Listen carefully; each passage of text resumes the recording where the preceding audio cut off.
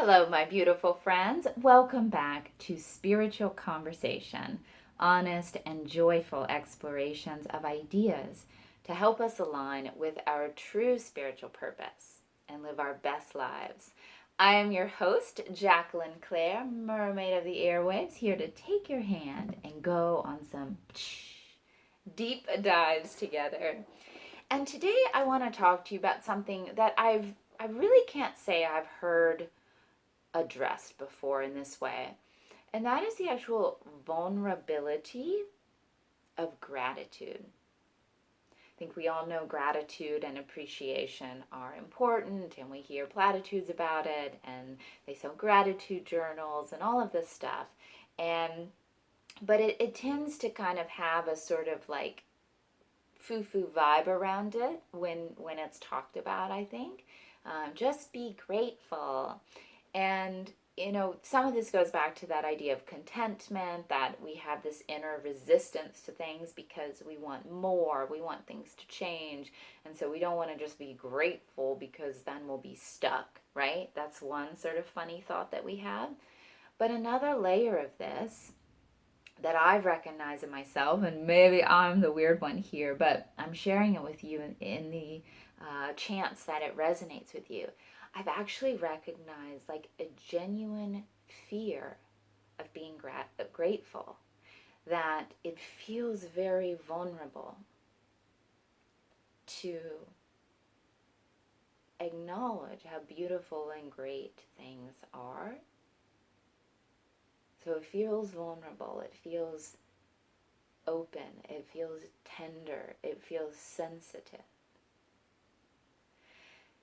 And then I'm also afraid in that space that what I am grateful for will be taken away. So it feels very, very vulnerable, and there's a part of me, if left to its own devices, that would prefer to be ungrateful and to be unsatisfied and to say no and like, well, who cares? It's beautiful outside. I want an ice cream cone, like whatever it is. As, and then this fear of somehow of it being taken away if I allow myself to be grateful. And maybe you relate, maybe you don't. You can like drop a comment in the YouTube or send me an email or memo if this resonates with you. Maybe I'll put a question in the Spotify too. Like, have you recognized in yourself a fear of gratitude that somehow what you love will be taken away from you if you like look directly at it and acknowledge it? And I don't know why this is. Obviously, it's a profound lack of faith. It's an acknowledgement of the instability and unexpectedness of this life and that sort of thing. I also think C.S. Lewis put it pretty well, and he's going to sort of take us into the main point here. He says, love anything, be tender, be sensitive, be open, be grateful, and your heart will certainly be wrung and possibly broken. There it is.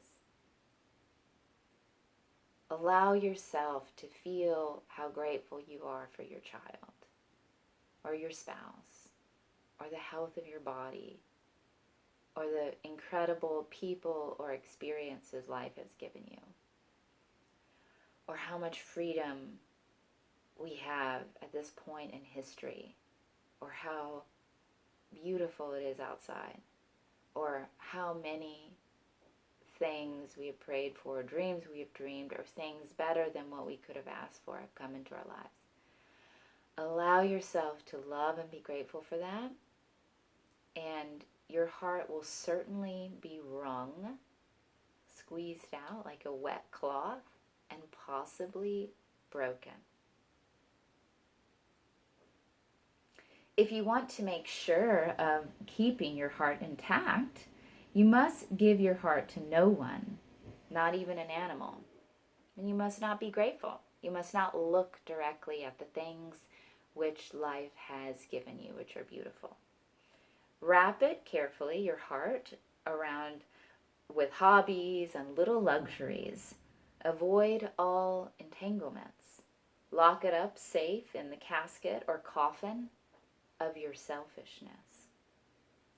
But in that casket, safe, dark, motionless, airless, it will change. Your heart will change. Who you are will change if you don't open up fully to love and the gratitude that that implies. Like allowing yourself to be grateful for what you love. Your heart will change. It will not be broken. It's safe from that. It will become unbreakable, impenetrable, irredeemable. The alternative to tragedy, or at least to the risk of tragedy, so that's interesting too, right? To love does not mean tragedy will come. And to be grateful certainly does not mean tragedy will come or what you have will be taken away from you. But it's just you open up to the risk of loss when you admit what you love and what you are grateful for. And the alternative to that, according to C.S. Lewis, is damnation. Now that could mean different things to many different people.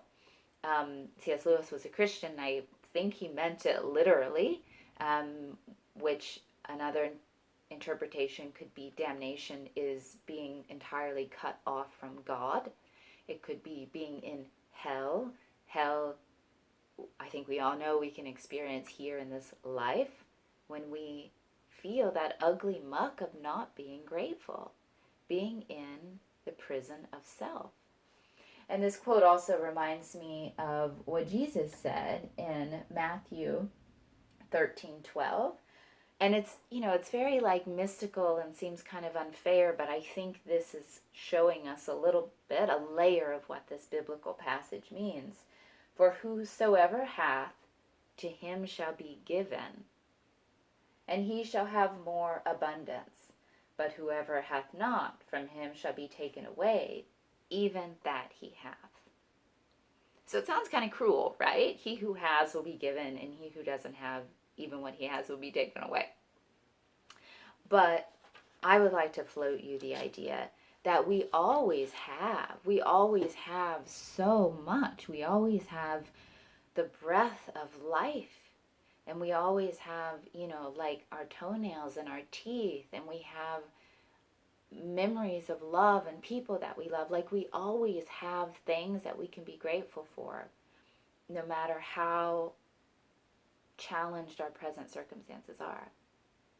And to acknowledge that we have, he who has, to be grateful, more will be given. And he who has not, he who does not acknowledge what he has, is, again, this is the Jackie interpretation here, this idea I'm floating you, because we always have stuff to be grateful for. But he who has not, he who is not acknowledging what he has, even what he has, will be taken away. And that ultimately, that is actually the bigger vulnerability here. Because life does change, and we will lose the dog that we love. We may experience physical injury and lose some of the facility of our bodies.